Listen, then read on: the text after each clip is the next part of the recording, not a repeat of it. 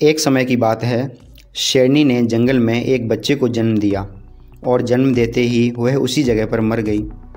उतने में उधर से कई सारी भेड़ गुजर रही थीं। वह शेर का बच्चा जिसने अभी अभी दुनिया में कदम रखा था, उन भेड़ों के साथ मिलकर चला गया। अब वह शेरनी का बच्चा उन भेड़ों के साथ ही रहने लगा और उन भेड़ों के साथ रहने की वजह से वह खुद को एक भेड़ ही समझने लगा। उसने कभी मांस नहीं खाया और वो उन भेड़ों के साथ मिलकर घास खाने लगा था। उसे कुछ आइडिया नहीं था कि एक शेर कैसे रहता है और कैसे अपनी ज़िंदगी गुजारता है। उसे यह तक पता नहीं था कि वह एक शेर है, क्योंकि उसके चारों तरफ भेड़ ही भेड़ थीं और भेड़ों के साथ में ही वह रहता था। उसने कभी शेर की तरह नहीं दहाड़ा। फिर समय गुजरता गया और शेर का बच्चा जवान शेर बन गया। एक दिन एक बूढ़े शेर ने उन भेड़ों के झुंड पर हमला कर दिया। जब उस बूढ़े शेर ने भेड़ों के झुंड में उस जवान शेर को देखा तो वह हैरान हो गया। उसे अपनी आंखों पर विश्वास नहीं हो रहा था। उसने देखा कि जवान शेर भेड़ों के साथ घूम रहा है। उसने पहले कभी ऐसा नहीं देखा था। वह भूल गया कि वह वहाँ पर भेड़ों को पकड़ने आया था। उसने सोचा कि वह शेर से बात करेगा और पूछेगा कि यह सब क्या हो रहा है। उस बूढ़े शेर ने भेड़ों के झुंड पर उस जवान शेर को पकड़ने के लिए फिर से हमला किया।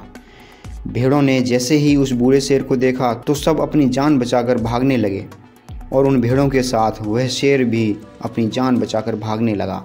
कुछ देर बाद उस बूढ़े शेर ने उस जवान शेर को पकड़ लिया।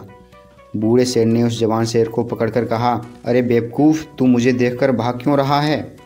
जवान शेर ने रोते हुए कहा, प्लीज़ मुझे छोड़ दो, मैं एक साधारण सा भेड़ हूँ, मुझे जाने दो।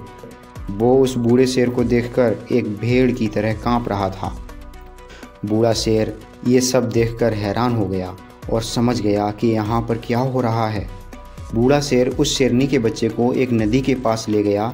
वह शेरनी का बच्चा भागने की कोशिश कर रहा था, लेकिन बूढ़े शेर ने उसको नदी की तरफ धकेलते हुए कहा कि अपने आप को इस नदी में देख। नदी का पानी पूरी तरह से शांत था। बूढ़े शेर ने जवान शेर को कहा कि अपने चेहरे को इस नदी में देखो और फिर मेरे चेहरे को देखो। अपने शरीर को इस नदी में देखो और मेरे शरीर को देखो। अपने पैरों को इस नदी में देखो और मेरे पैरों को देखो। उस जवान शेर ने डरते हुए अपना चेहरा नदी में देखा और जैसे ही उसने अपना चेहरा नदी में देखा तो वह हैरान हो गया। उसने देखा कि वह एक भेड़ की तरह नहीं बल्कि एक शेर की तरह दिखता है। वह असलियत को समझ गया कि वह एक भेड़ नहीं है बल्कि एक शेर है और एक सेकंड के अंदर ही उसने एक शेर की तरह दहाड़ा। उसकी दहाड़ को सुनकर पूरा जंगल कांप गया। उसने अपने आप को पहचान लिया, अपनी पावर्स को पहचान लिया और तभी उसने अपने आप में एक ऐसी एनर्जी महसूस की जो उसने आज से पहले कभी नहीं की थी।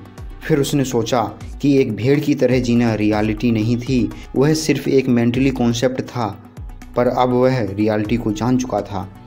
तो दोस्तों, इस कहानी से एक बहुत ही बड़ा मैसेज निकल कर सामने आता है।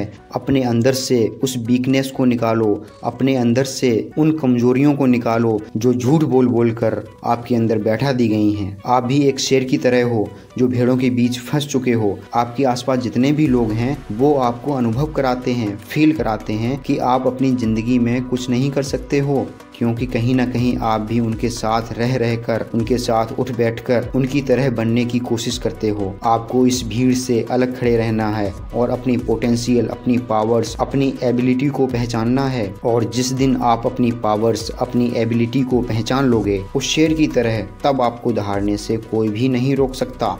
आशा करता हूँ दोस्तों आप लोगों को यह कहानी पसंद आई होगी।